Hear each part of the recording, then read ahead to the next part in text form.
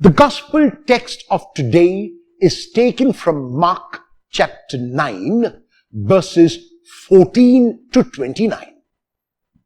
It is a scene immediately after the transfiguration, in which Jesus is transfigured on the mountain, in which he discusses with Elijah and Moses who he is and what his mission will be.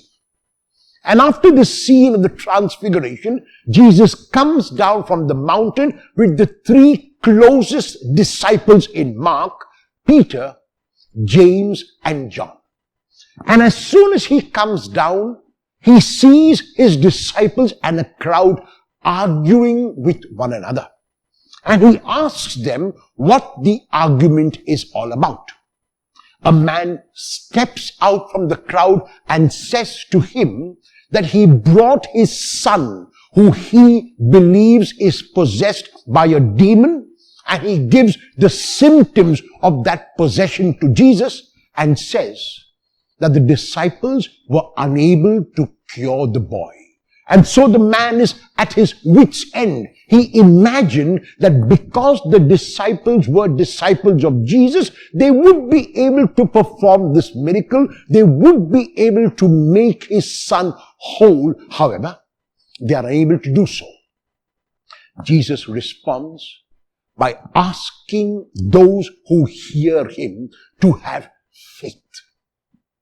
The letter to the Hebrews, chapter 11, verse 1, gives us the classic definition of faith, where it says, faith is the assurance of things hoped for, the conviction of things not seen.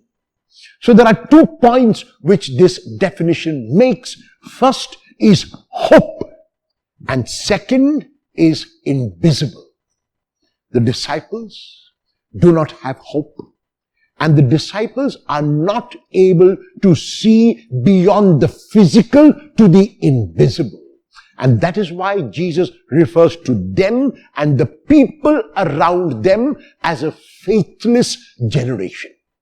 Faith in this context means to believe that what I hope for will become visible to me. The disciples are unable to do that. Jesus, however, is the epitome of faith. Jesus is the carrier of the Spirit, and Jesus is the one who communicates this faith. And so Jesus is able to heal the boy immediately. When Jesus turns to the Father, before he can heal, he asks the Father whether the Father believes. And the Father responds like every one of us can respond, I believe, help my unbelief. We all want to believe. We all want to see even before we can believe. We all want the Lord to show us. And yet the Lord says, is it possible for you to see after you believe, or to believe before you see?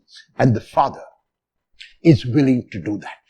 The Father wants the Lord to reach out to him in his unbelief and make his faith complete.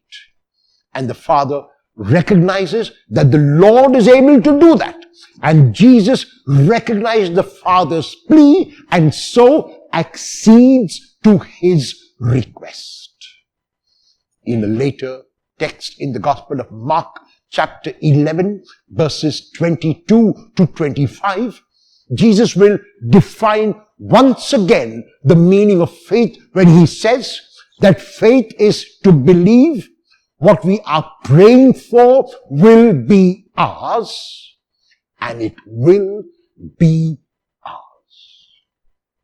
On a scale of 1 to 10, with 1 being the least and 10 being the most, where would you mark your faith and why? Will you try from today to increase that level until it reaches the highest possible level for you, knowing that the Lord will help your unbelief. Keep telling the Lord, I believe, Lord, help my unbelief.